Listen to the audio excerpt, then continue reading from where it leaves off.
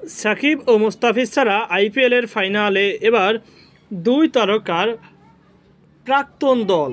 কলকাতার ৩ নাকি হায়দরাবাদের ২ দীর্ঘ ২ মাস ধরে চলা ১০ দলের আইপিএলের শিরোপা কার হাতে উঠবে তা জানতে অপেক্ষা আর মাত্র কয়েক ঘন্টা। আজ রোববার চেন্নাইয়ের এম.এ. চিদম্বরম স্টেডিয়ামে সপ্তদশ আসরের শিরোপার লড়াইয়ের মাঠে নামছে এই দুই দল। আইপিএলের ইতিহাসে কলকাতা নাইট রাইডার্স ৩ ও সানরাইজার্স হায়দরাবাদ ২ মিলে মোট ৫ বার ফাইনাল খেলেছে। প্রতিবারেই এই দুই দলে ছিলেন একজন করে বাংলাদেশি। এবারই প্রথম কলকাতা ও হায়দরাবাদে ফাইনাল খেলতে নামছে কোনো বাংলাদেশি ক্রিকেটার ছাড়াই। এর আগে 2012-14 সালে আইপিএল শিরোপা উঁচিয়ে ধরেছে কলকাতা নাইট রাইডার্স।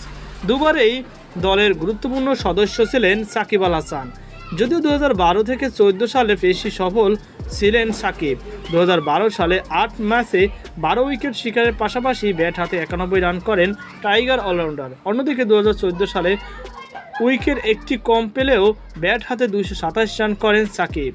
টানা 7 মৌসুমে কলকাতায় কাটিয়ে 2018 সালে সাকিব পাড়ি জমান সানরাইজার্স হায়দরাবাদে। সেখানে প্রথম মৌসুমেই দলকে ফাইনালে তুলতে গুরুত্বপূর্ণ ভূমিকা রাখেন। যদিও চেন্নাইয়ের বাধা টপকে শিরোপা জেতা হয়নি সাকিবদের। পরবর্তীতে আরও একবার আইপিএলের ফাইনাল খেলেন সাকিব। এবার পুরনো দল কলকাতার হয়ে 2021 এর ফাইনালে বাধা হয়ে দাঁড়ায় ধোনির চেন্নাই সুপার কিংস। এরপর সাকিবকে আর আইপিএলে দেখা যায়নি।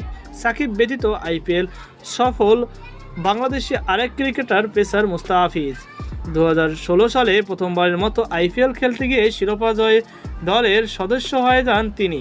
শুধু তাই নয়, সেবার 16 ম্যাচে 17টি উইকেট নিয়ে প্রথম ও একমাত্র বিদেশি হিসাবে আইপিএলের সেরা উদীয়মান খেলোয়াড়ের পুরস্কারটি নিজের ঝুলিতে নেন। যদিও এরপর আর আইপিএলের ফাইনাল খেলা হয়নি দাফিজের।